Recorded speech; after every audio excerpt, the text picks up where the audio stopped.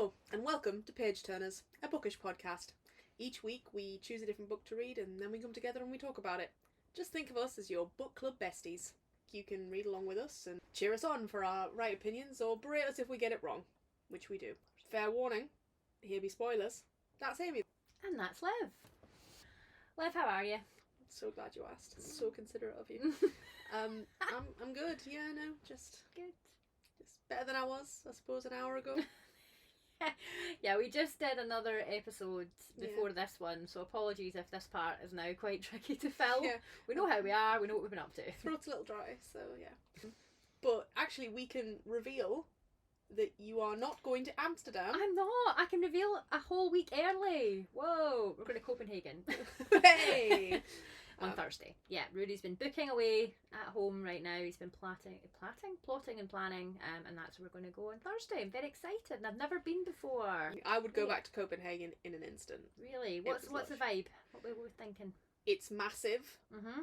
but it's just so clean and it's really fucking lovely. And there's Yay. lots of places to eat, loads of places to drink. Like, we went at like Christmas time, so it was Nice. heavy Christmas vibes. Yeah. So I'd be really interested to see what you feel in summer. Mm-hmm. But yeah, there was just loads of good stuff. Cool. All my kind of Scandi vibes. Mhm. Very excited for that. What's there to do? I'm sure there's lots to do, but what did you do that you would recommend to do? We did an awful lot of sightseeing. Love that. We're big sightseers. We like to do all that. Any museums? Anything you would say? Yes, but I can't remember the name of them all. Mhm. I'll send you them all. Send me them all. Yeah, I promise I'll send you them all. Sorry, viewers that were hoping for some Copenhagen Recs. I can't remember the names. There's like... When I come back, I'll let you know what Liv told us to do and what we did. Excellent, yes.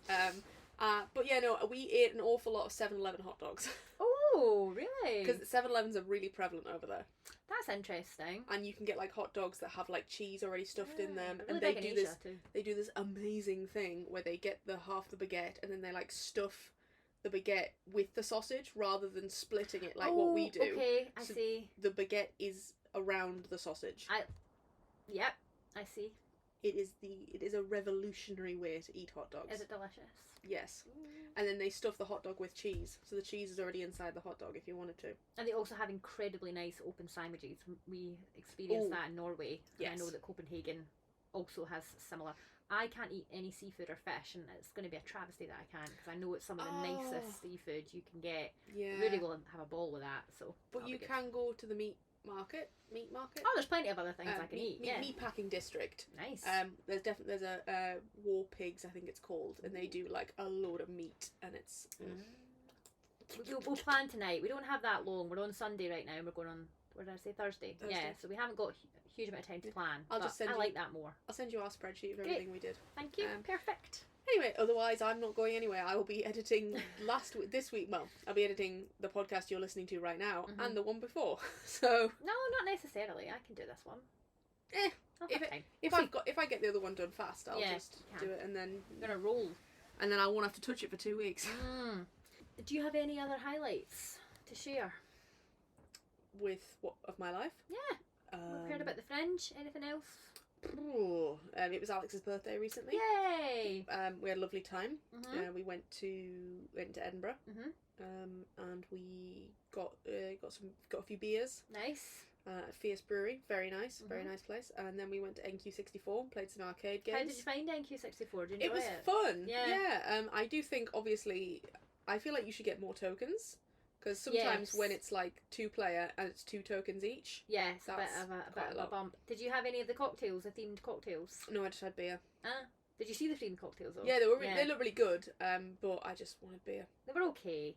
I feel like they were a bit more of a gimmick. Like when they actually came, they weren't in a nice glass or anything. I went to the one in Glasgow, but the glass was just a standard like spoons. Oh. You know, the chunky glass. Yeah.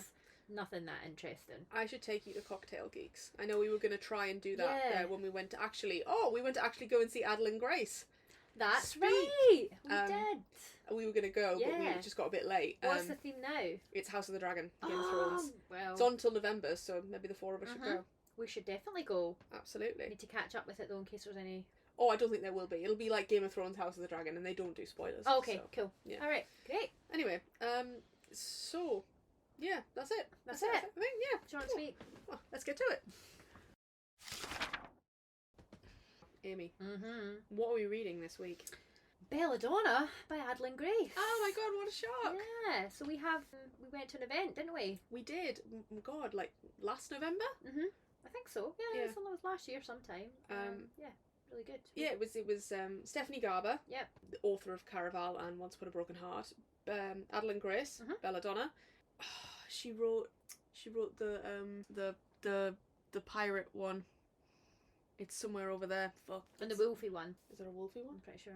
Oh, that's thingy thing. Oh shit. Okay, there were other people there.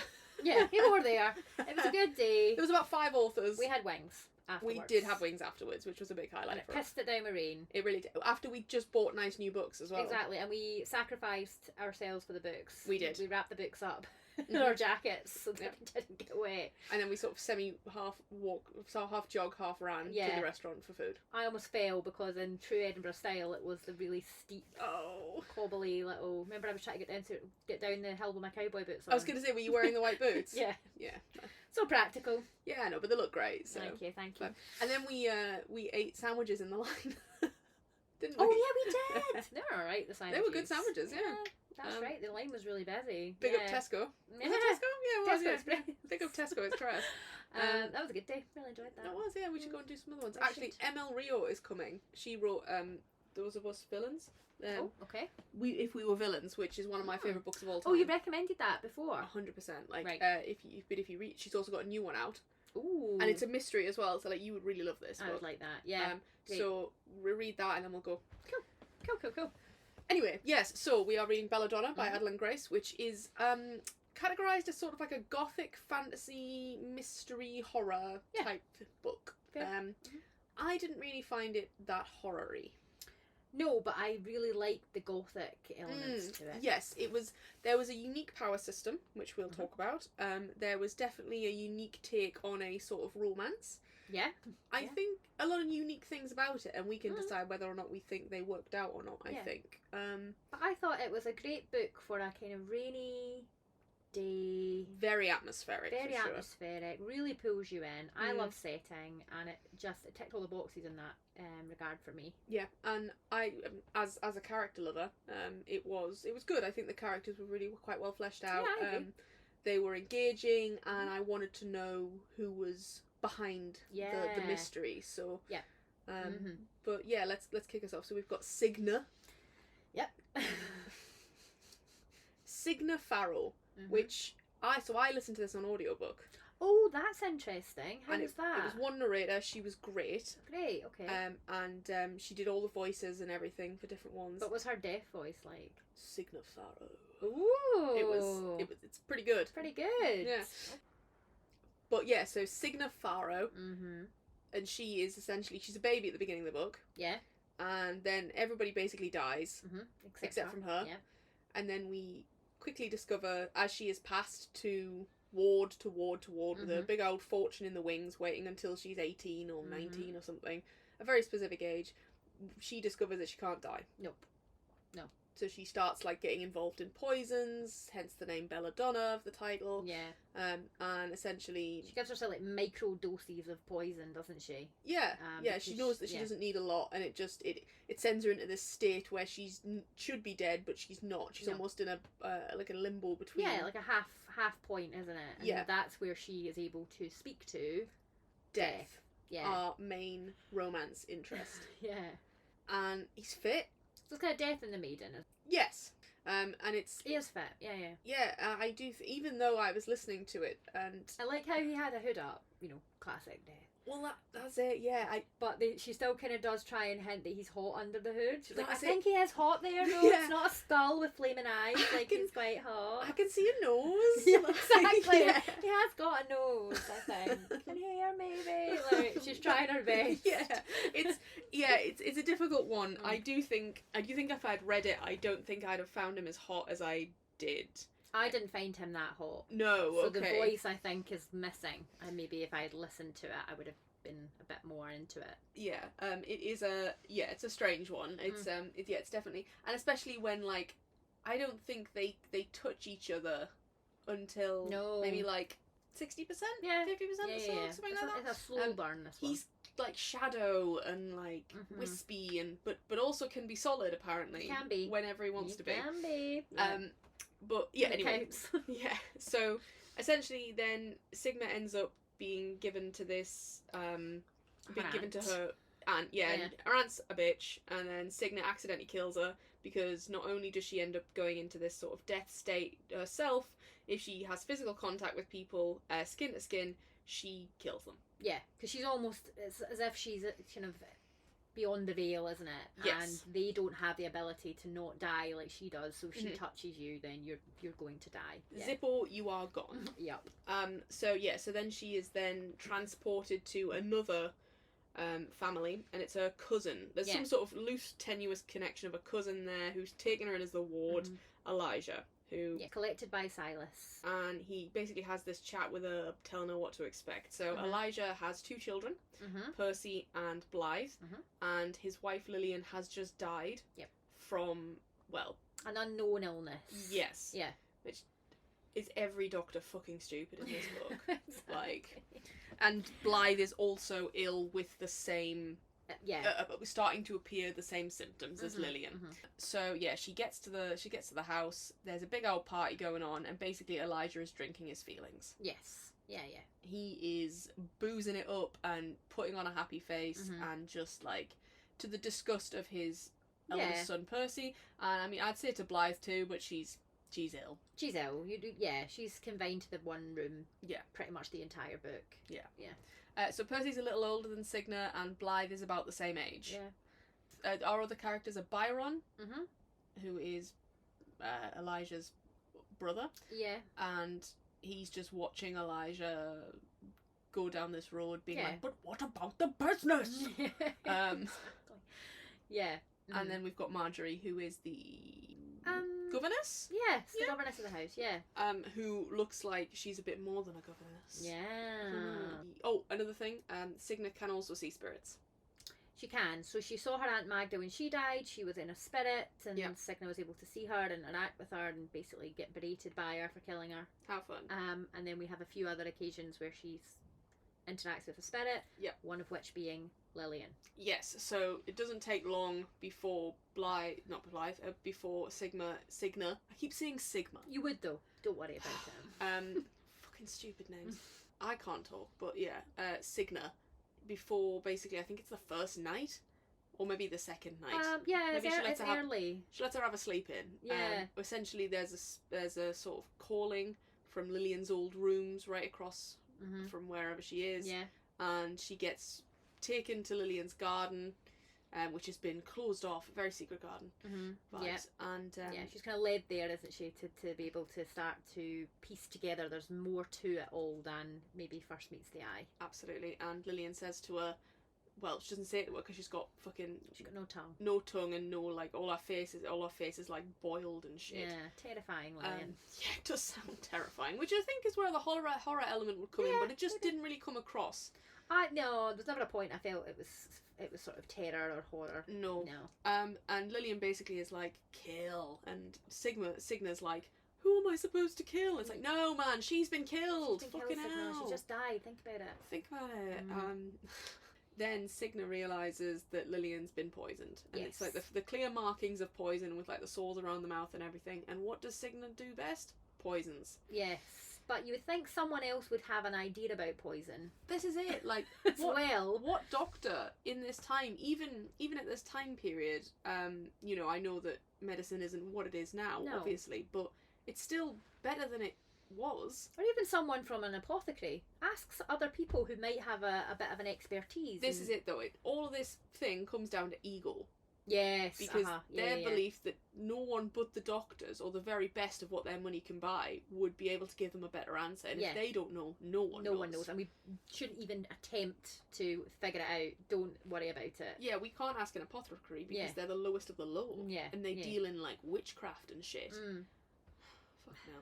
Anyway, so Signa enlists Silas to help her, the handsome stable boy, because she realises that Blythe's condition is the same as Lillian. There's a few red flags there, and if she doesn't do something about it and discover who killed Lillian, Blythe will be the next victim. Yes, and she discovers that Death comes to her and is sort of like, hey, let me roll up on you and let's do some training with these powers that you've got. Do you have a nose? Yeah. Did we just have a little beak? Yeah, no. Trusty does. Just Trusty does, everyone. Well, she can see a little glance, a little shadow of something under there. Yeah, so he then starts training her in these powers that she gets when she basically can manifest all of Death's powers when she's in this sort of limbo state. And we really don't get a lot of this. She learns how to talk to him in, like, thoughts. And she learns how to walk through walls. To an extent. I think she gets stuck at one point. In the gate, yes. But that's it. As in, that's all the powers we find out about. I think so, yeah. I think you're right, yeah. Which is a shame, because you would think that Death would be a bit more impressive. Well, from what I can gather, they only have about 3 lessons. Yeah, I thought the lessons would be a big part of the book, and that would be that forced proximity, where that's why things start to be getting a little bit between the two, but kind of, but not really. She doesn't fully commit to the bit. No, not really. I think plot-wise, there's a lot going on. Almost too much, in my opinion. Yeah, I mean, we just read through a little recap there just to familiarise ourselves with the main points, and it took a while. I remember reading it and thinking, I'm on board. I'm on board. Yep. Oh, hang on, something else is going on now. What's happening? I'm back on board. But there was a couple of times that we went off-piste a little bit. Yeah, thankfully I read it via audiobook, but piecemeal bits. So, because Spotify gives you like 10 hours free a month, I couldn't get through all of it. So I think I read it across 6 weeks. Oh, that's so quite I think nice. I didn't anticipate, or haven't been able to put together that the plot is fucking everywhere. Whereas I read it quite quickly, because I read it before we went to that event. Yes. And I think I read it in about 3 days or something like that. Okay, fair. So a bit longer than maybe we've said before, that if we really get into a book, we can both read it in a day or two. Did you think the plot was fucking everywhere? Yeah. Okay. As I say, there were some parts I really, really enjoyed. Yeah. And I remember thinking sometimes, I wish we could just go back to that bit, because I'm quite interested in this, and I'm getting pulled away from that. I didn't give an awful shit about, like, Sigma's entrance into society. No, nor did I. She's there, and because Marjorie's there as a governess, they decide to make her debut. Yeah, there's real waylaid bits of, she's gonna she tries to make friends, and then there's this one guy, and it's just she goes out into the town, and then they go for like afternoon tea together with these other girls who are Blythe's friends, and all that part just kind of bored me a bit. All for it to then end up being her and Blythe have this conversation about Blythe doesn't want to be married.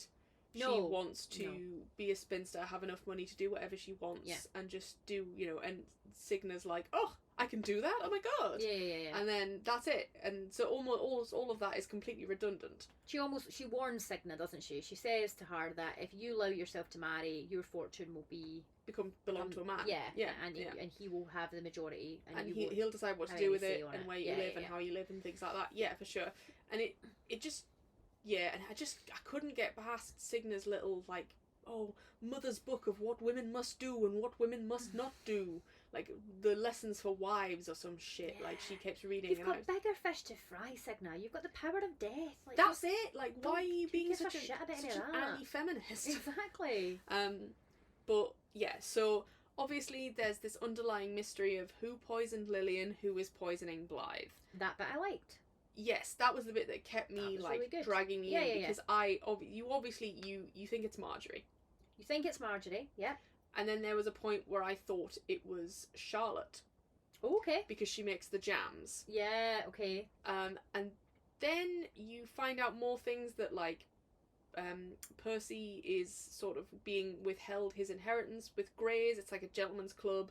And which is why Byron's so disappointed in Elijah about it. He just wants to get control so that he can give it to Percy.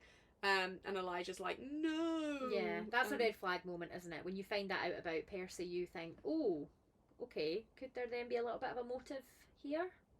You find out there's all sorts, right? Like, you think, and I to be honest, I didn't figure this out.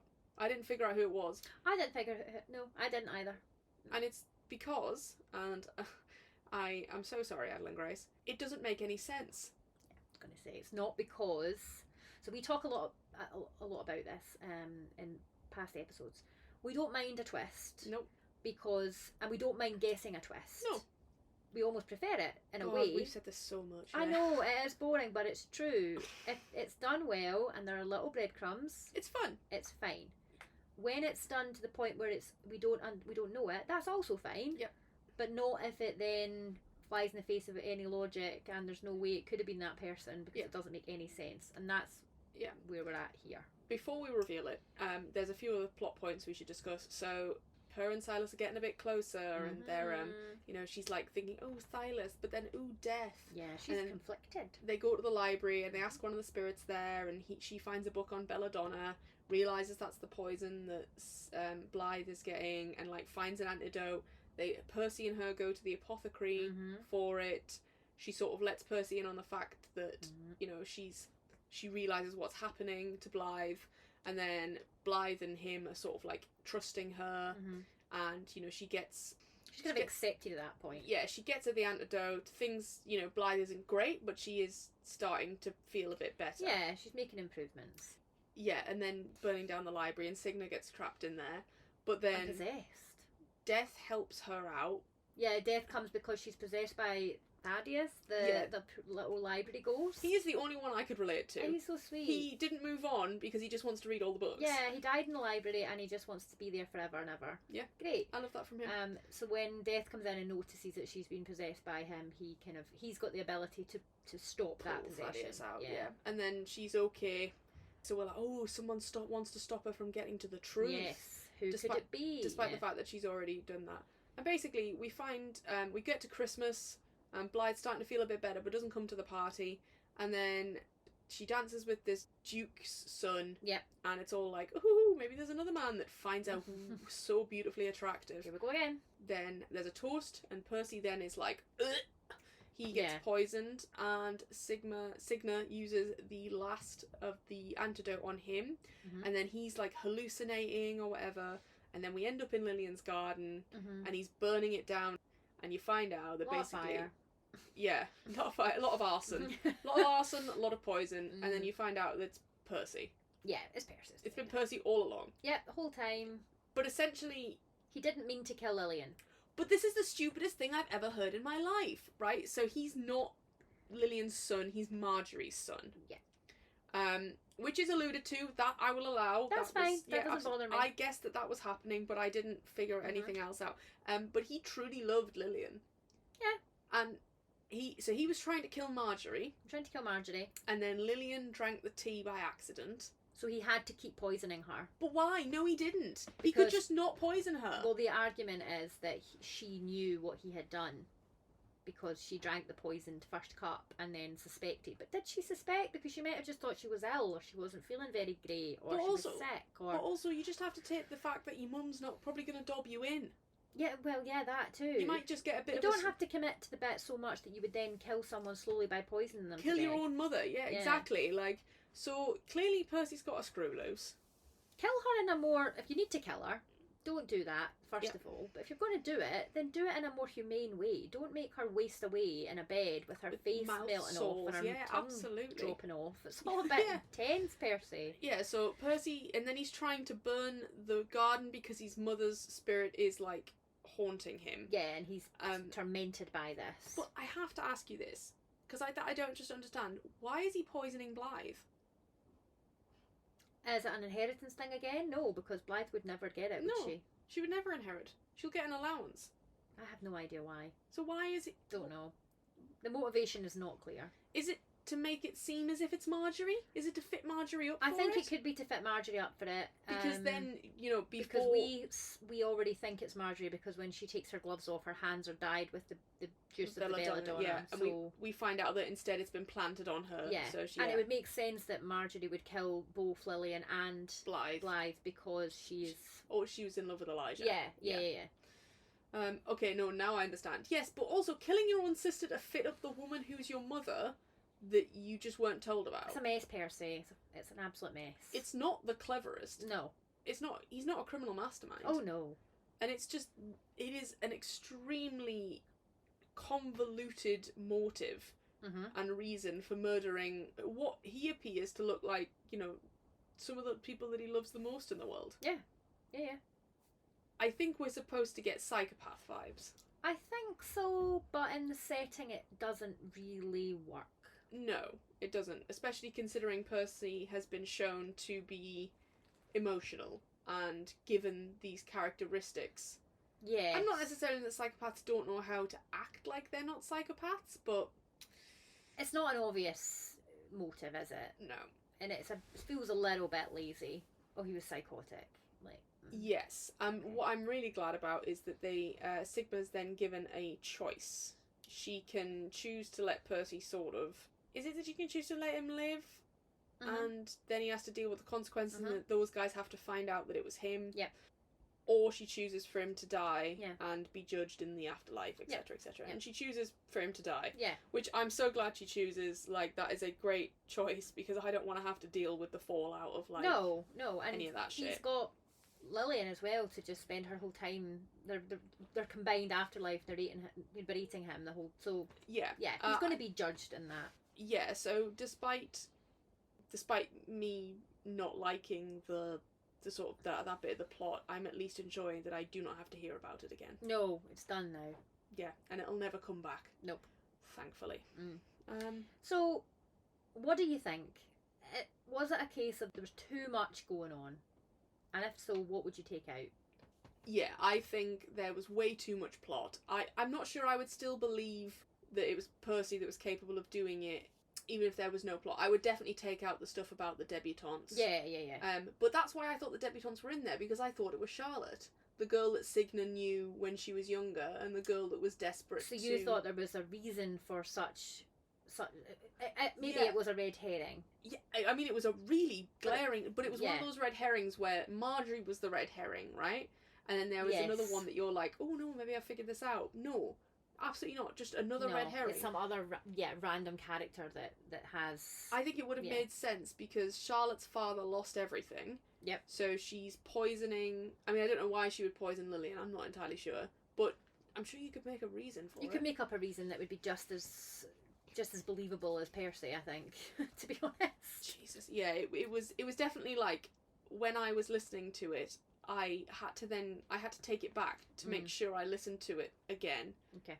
To make sure that I had heard it correctly. Yeah. And that's why now I think when I finished, I read the recaptains thing. Just to make sure I'd gotten it right. Because No, otherwise I was like, what the fuck is going on here? Yeah. But it's too long, ultimately. What did you say? 400 pages. It's too long. But it felt long. It felt... It's not nice to say, but it felt at times like a real chore to get through some of it. Tough. That is tough. Yeah. Again, because of the way I listened to it, read it, like, it didn't for me. It wasn't consistent. I'd get to a part, the breaks would come on, it would be quite jarring because you were taken out of that main bit that you were quite interested in over there, and you would just be constantly kind of looking over there thinking, when are we going to get back to this stuff again? Yeah, skipping through bits that you don't care about. I don't want that. So essentially we have, in a 400-page book, we have a debutante learning about society, debutante learning about society with friends, debutante also learning about death powers, also trying to solve a mystery, then the second bit's with, like, trying to connect with her family or stuff like that. Yeah. And then a romance subplot. And two romantic subplots, essentially. Yeah, we think it's two. Because we have death. And Signa, to be fair, also thinks it's two. Yeah. We have death and we have Silas. Yes. But Silas already said that there's a girl that he thinks the world of and everything. And then dun dun dun. It couldn't just be some other girl that he likes. No, right? It has to be Signa. Turns out death is Silas. So bloody convenient, isn't it? There was never any actual conflict, and I don't like things like that. I hate when you think you're led to believe there is conflict and then it's all wrapped up in a bow, and there was never any conflict, he's the same person, don't worry about it. I just don't understand why it was a secret. Only she could see him. Yeah, I know, but why couldn't he have just said, I can help you, I'm going to turn myself into the solidified version of the stable boy. She speaks to him all the time. She's always kind of half poisoning herself so she can chat to him anyways. Just talk about it. Should just be a bit easier. Yeah, I don't understand the secrecy. And then... I would be quite annoyed by death, to be honest. I'd be a bit like, how dare you disguise yourself as another person. Let me have these conflicting feelings for them. Feel bad that I actually have feelings for both of you, and it's you the whole time. What That are you is gaining never from even it? spoken about. I don't know. Wouldn't be though, would it? She's just going to say, "Oh wow, hooray! I get the best of both worlds." Hannah Montana. Mm-hmm. Yeah, it's the whole. Both reveals are a little underwhelming. Fair. I didn't even know we were going to get a reveal in Silas. I thought Silas was going to be a little something. I thought he would leave. He would go and find his other, his love. I didn't think he would become a problem. I thought he would be removed as a barrier for Signa and Death to be together. I thought Silas was a spirit. Oh yeah, because you can see spirits. That would make sense. But because I don't know if you actually ever see him interact with anything. Well, no, he can't, because only she can see him, I suppose. But then he does get in the carriage. But and he is solid. He's solid. Yeah. Yeah. I don't know. What he does makes it. He can have influence on things. So if he picks something up, he can physically pick it up. It must look like it's floating in midair, right? Oh, I don't know. That again, that was one of those neat things of like, I mean, no one's been able to see him this whole time, and I'm like, okay, so is Signa just like talking to herself? Yeah, walking around in the gardens, chatting to herself, horse riding on her own, with another random horse behind her. Oh yeah, the horse is there as well. Oh, I don't know. It's a little bit. Yeah, suspend disbelief. It's all one of those things. Ultimately, which genre do you think it embodies the most? I think it's a mystery. Gothic mystery. Fair. That just unfortunately lacks a lot of punch. I think the mystery is solid, to be honest. The reveal not so much, but there could be more done to make it more believable. Yeah. I think what it falls down is that there's too many other things coming into play, and this is not maybe the book. If you're going to make it a series, which it looks like it is going to be now that Fox Love's out. It's a trilogy, yeah. Right. Well, do a bit more of that then. You could have subplots then, but for the first one, get us interested. It's a mystery. We want to know who did it. We want to... And we also want it to be believable, though. Yeah. This is my main problem with it, though, is it just doesn't make any sense. Like, nobody in their right minds would kill your own sister just to get back at the woman who didn't tell you they were your mum. You could, I don't know, plant some stolen money on her. Exactly. You could, I don't know, if you want to kill anyone, kill her, push her down the stairs. Or just fit it up for your own mum's death. Just make it really clear that she killed Lillian. Right? Why do you have to kill Blythe? Why is Blythe going to suffer for this? It doesn't make any sense. Because he seems to have quite a nice relationship with Blythe. Like, they spend time together. I don't know if there's ever anything that maybe I miss, or I missed while I was reading, that's like, there's nothing behind his eyes. You know, he's soulless, or he is psychotic. Well, maybe there is. And I hold my hands up, there could well be, but it's not sticking out. We absolutely love to be proved wrong. Mm-hmm. I'm just saying. We do. You know what to do if you have got... Email us. Yeah, huge holes in our argument. Yeah, it could have been a lot stronger. Like you said, the concept of the mystery, finding out who poisoned. Ooh, yeah, who's it going to be? Great. Like, you know, I really enjoyed it. and finding out about the fact that Percy is Marjorie's, like that was fine too. Yeah, the result of both finding out that Silas's death and Percy is the murderer is just, it was weak. I agree. And I think it would have been much better, as you say, if Death had just said, I'm going to be a physical manifestation. I want to be a human in this situation to help you. Yep. I'm going to be Silas. Okay, fine. But only if Silas can be seen. Otherwise, there's no point to it. Death can just do it himself. Yeah. Anyway.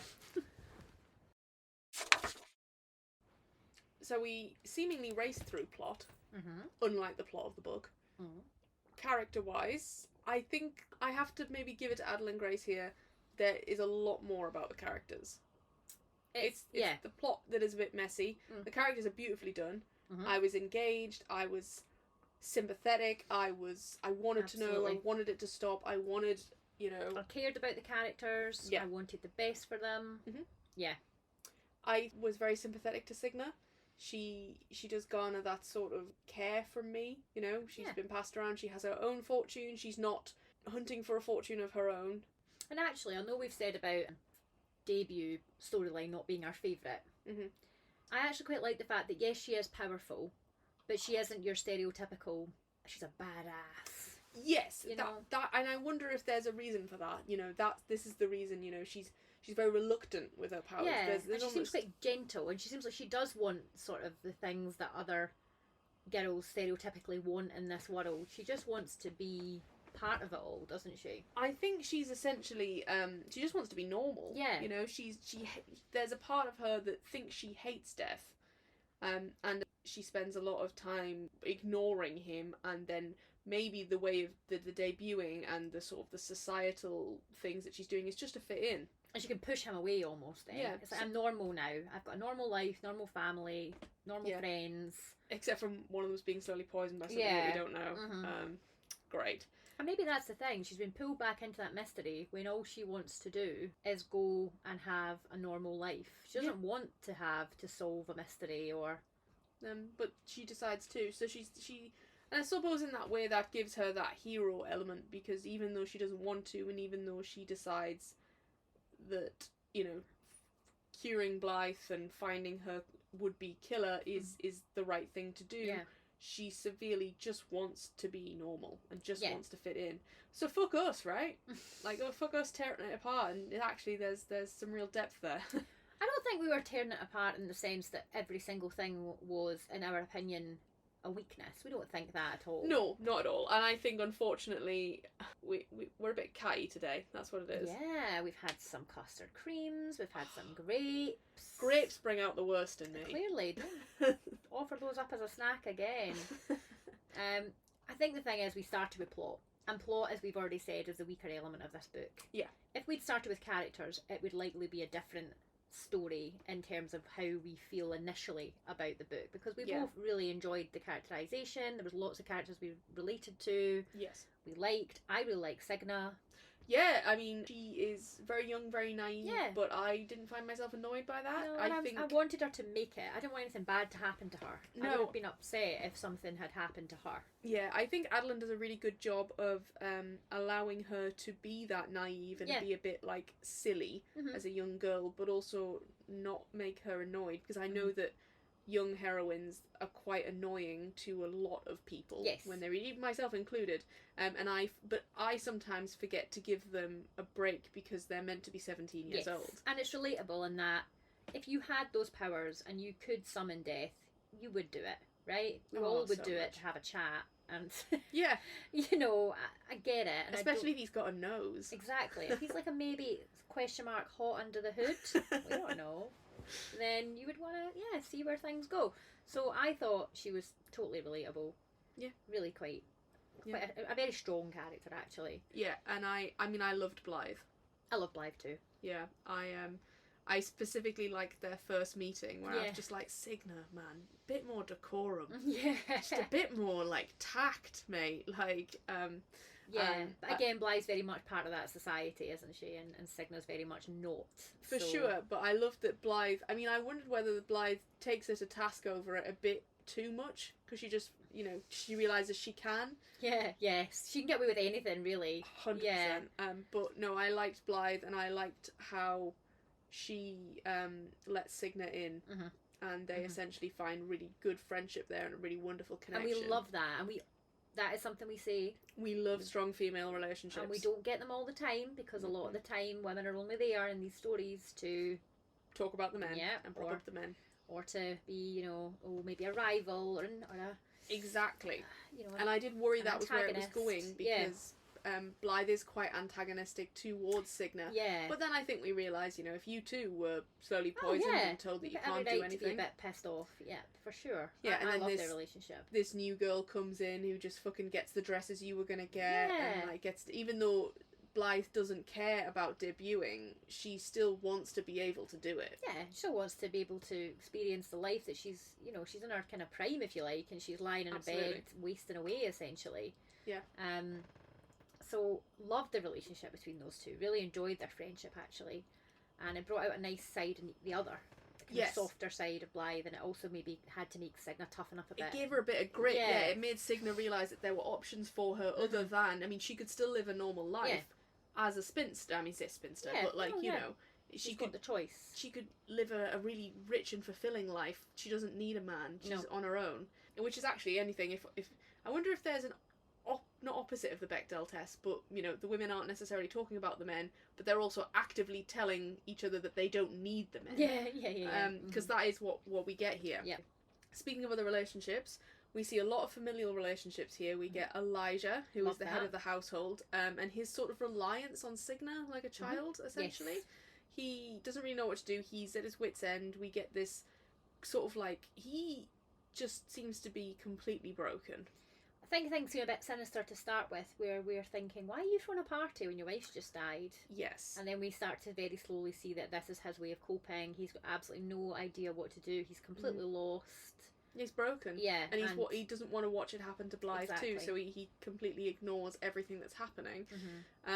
But yeah, and then I think he's forced to do so.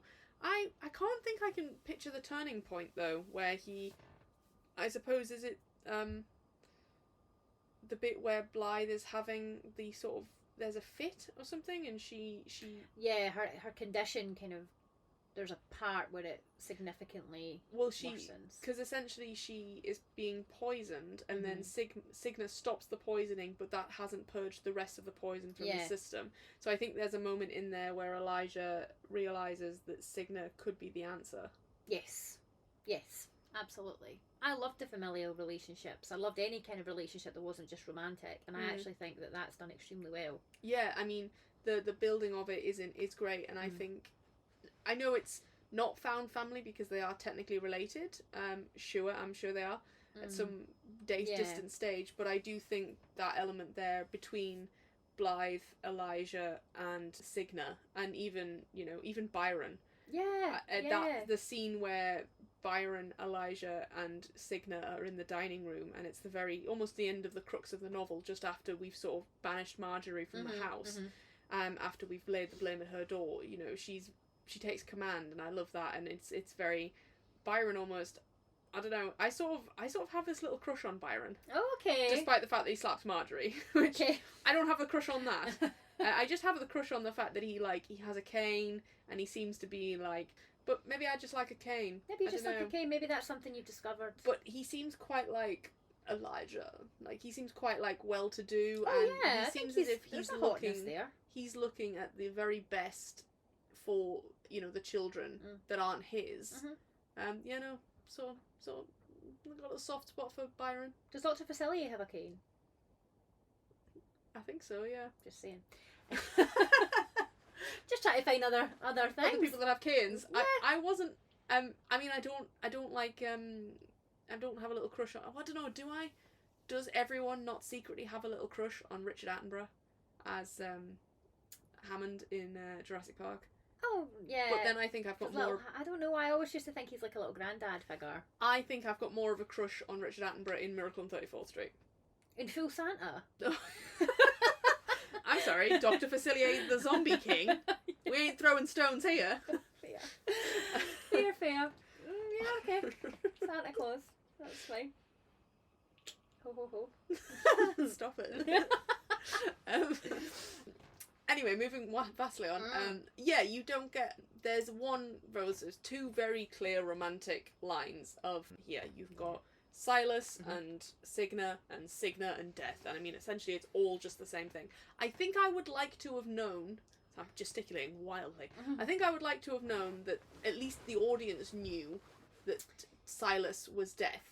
So you can see the relationship forming in both and blossoming in both. But they don't know. Well, obviously Death knows, but she doesn't know.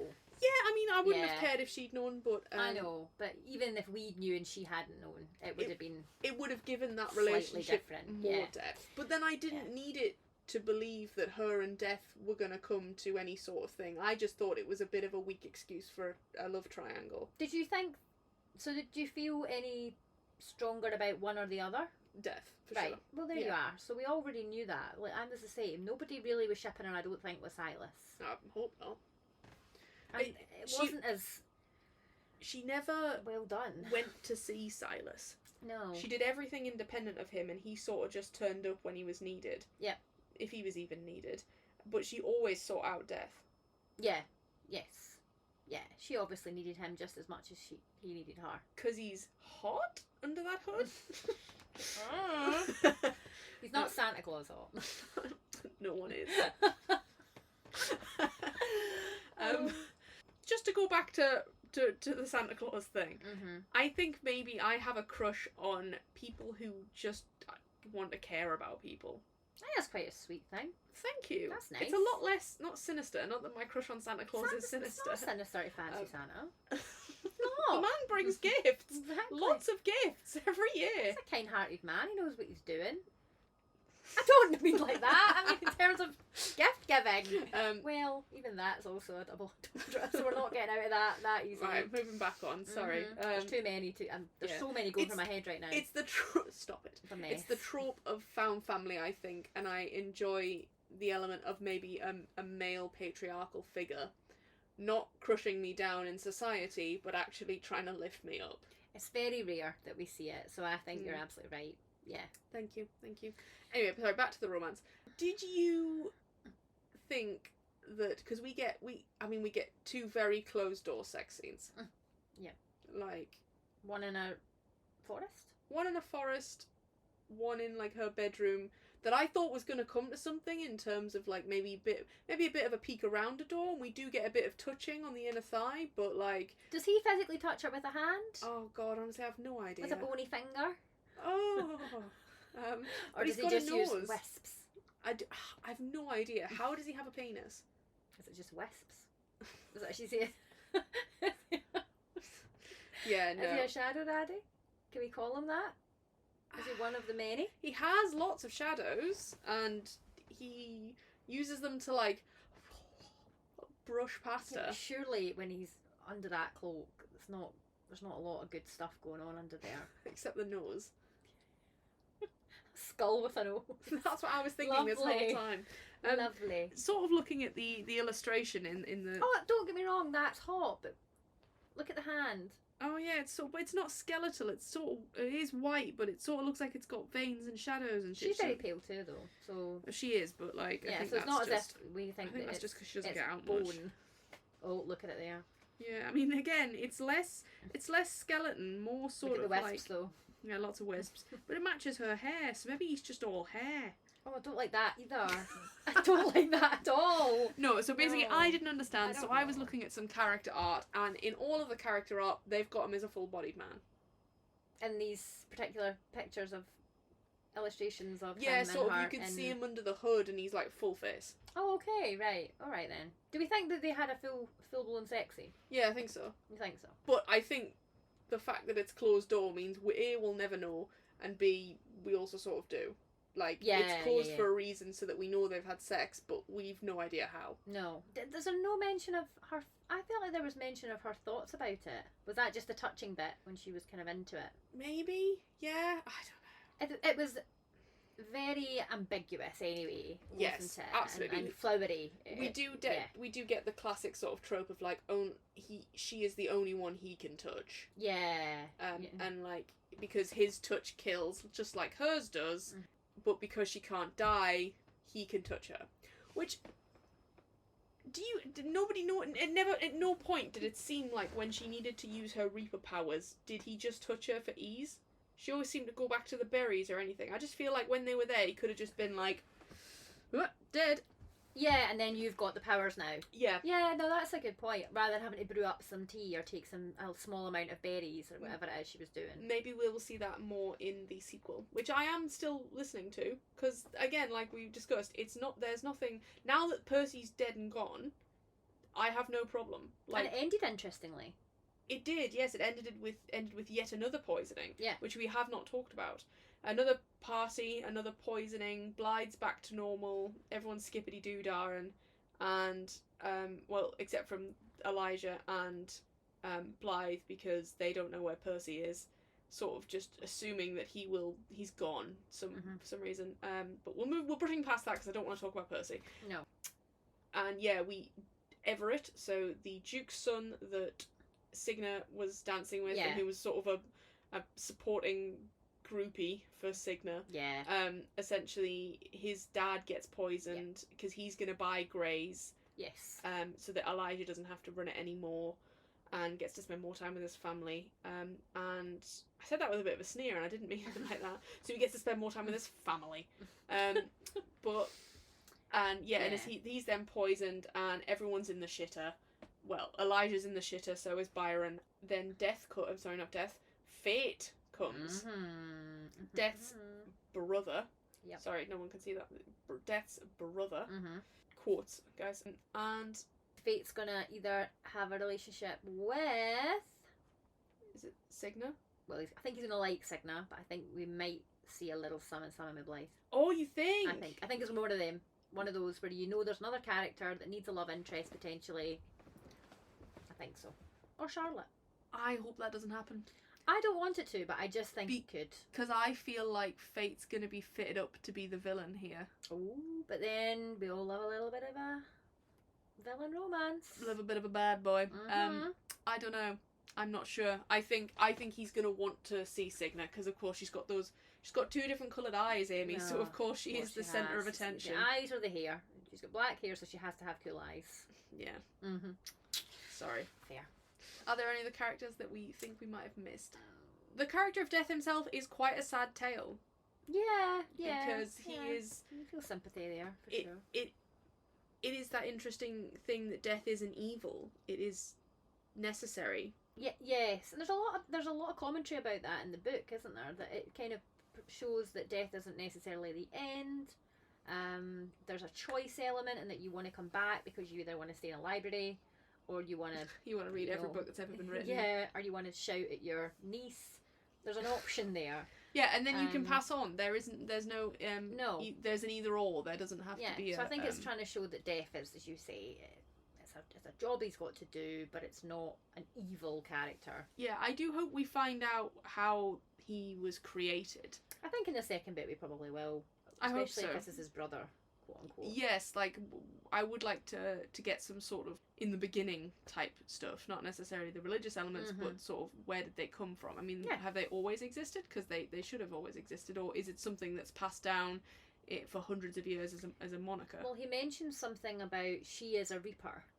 Yes, so we find out, I mean, not that it's a shock to anyone, but Blythe is a reaper, which is similar powers to death. So have there been people throughout time that all have the same power? Maybe what it's been.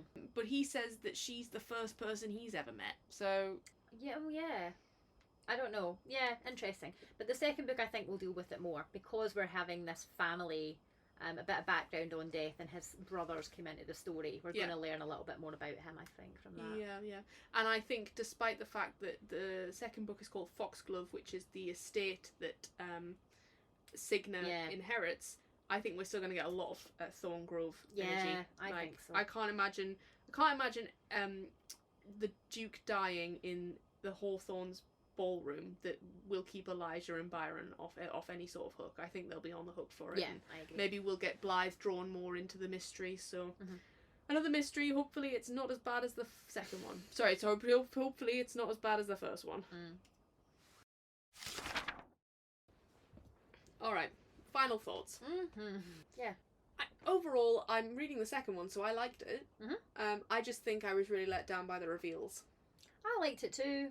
I enjoyed the plot, the main plot, and I really liked the setting. I loved the atmosphere, and I thought the characters were solid. Yeah. And there was some really nice sort of familial relationships, and also female friendship, which we love to see. Big up the women. So although we kind of ripped it apart, sadly, we were very harsh at the beginning. We were talking about the plot. The plot was the weakest element for me, but there's an awful lot to like aside from the plot. I think if we can get a really more cohesive plot in the second one, the first one makes sense, because maybe I'll allow it to be a bit more info dumpy to set up all of those pathways for the second to be a bit less manic. But yes, would you recommend it to a friend? Yeah, I definitely would. I'm pretty sure you recommended it to me. Yeah, I would do. Yeah, I think, as I say, there's so much to enjoy, and if you enjoy something a bit different, you still maybe want a bit of romance in there, but you're looking for maybe not so much just straight up fantasy, you want something else, then you've got gothic mystery here, which is...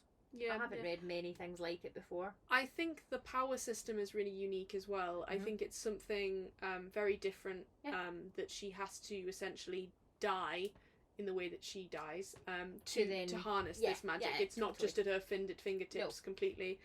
She does learn it a bit easier like a bit something that we're not really all that chuffed about. Yeah. But I sort of, you know, there was so much going on, I think I just sort of let it go. Yeah, and to be fair, it was almost as if it was an 8, you know, because she was a baby when she... Yeah, she's been moving into the plane of death for a really long time, but then, and I don't think she actually learns that much power. As long as she's not all powerful in Foxglove, then I'll be fine. Yeah. And we see her fucking up her powers before, you know, we saw her getting caught in the gate, and I actually thought that was quite refreshing. Yes, yeah, and so at least we got an element of that. She wasn't perfect from the get-go. Nope, no. Recommendations. I think One Dark Window, if you haven't... Because for the sort of gothic vibes and the unique power system. I love the power system in that, so yeah, I enjoyed this one the same amount, I would say. So yeah, if you haven't, we also have done an episode on One Dark Window as well, and this is not a plug, but please, it's episode 1. If you have joined us in the mid of this podcast journey, we do an episode on One Dark Window. What else do I think? If you want a bit more like classic sort of horror but also female relationships, A Dowry of Blood by S.T. Gibson, that is like the wives of Dracula. Love that. And sort of you get that, and it's very good. It's very queer. It's written in journal form or diary form as well. I really like that. I love anything that's written in sort of diary, journal, or even in emails and text messages and things. Yeah, so it definitely plays with the form, so I would definitely recommend that those really two. Good. If you guys have any other recommendations, let us know. But, Amy, tell us, what should the good people expect us to be reading next week? Next week, we are reading a book by an author who is extremely popular now. Okay. Because they have had a very successful series after this one. So we are reading The Daughter of No Worlds by Carissa Broadbent. Excellent. And the series that you're talking about is The House of Nixia? Yes. Or something is the Serpent and the Wings of Night? Yes. And this is Something Hearts series. More of Something Hearts, something like that. But yeah. Yeah, so we are reading, I think this was indie published by her, so self-published by her, before the Serpent and the Wings of Night, which we know to be quite massive. Yes, I'm very excited for it. I've heard that it is like quite adventure fantasy, quite high fantasy, quite like feminine driven fantasy. So, you know, we're all on board for that. I've also heard it's a very good example of a healthy relationship. Ooh, yeah. That is a new one. Yeah, it comes up quite a lot when you look into it. A lot of people saying they really root for the couple because they're good for each other. They bring out the best in each other. How sad is that I was genuinely surprised? No, I know. I don't think it's enemies to lovers. Okay. Maybe it's Grumpy Sunshine, maybe. But apparently there's always an element of that. Maybe it's I think there's a lesser element of Grumpy Sunshine than like Black Cat Golden Retriever. Yeah. That is a thing. So. I think is something that's a bit more. You see the Black Cat being a bit more like. You know? Yeah. I also have heard that it is heartbreaking. The whole series is heartbreaking. Oh no, we haven't done that yet, have we? So, haven't read a really sad one. No, we'll have to see. Will our cold ice queen hearts be thawed by this book? Are we going to cry live on the podcast? Oh, we haven't yet. Tune in to find out. But yeah, again, thanks guys. It's quite a bit of a shorter episode. I think we just maybe felt like we were shitting on it too much. Yeah, trying to pull it back. No. But overall, I thought it was a good book. And thank you for joining us. And yeah, podcast page turners at gmail.com if you want to email us. Books are still up for grabs. You have to give us a 300-word email. I'm just putting it up every time now. 300-word email about your opinions of the podcast, your opinions of a book, anything that's relevant, and we will send you a copy of one of the books that we've covered. And you can now comment on Spotify. We can now comment on Spotify. Please drop your comments because we can reply to them. We will read and reply. Because we've got nothing better to do. No. And there's probably going to be 2. So. Yeah, there's 3 years. So, so we'll be fine with that. But yeah, TikTok, Instagram, Page Turners Pod on both. Come see us. Yeah. Thanks for joining us. Yes, we'll see you next week. Happy reading.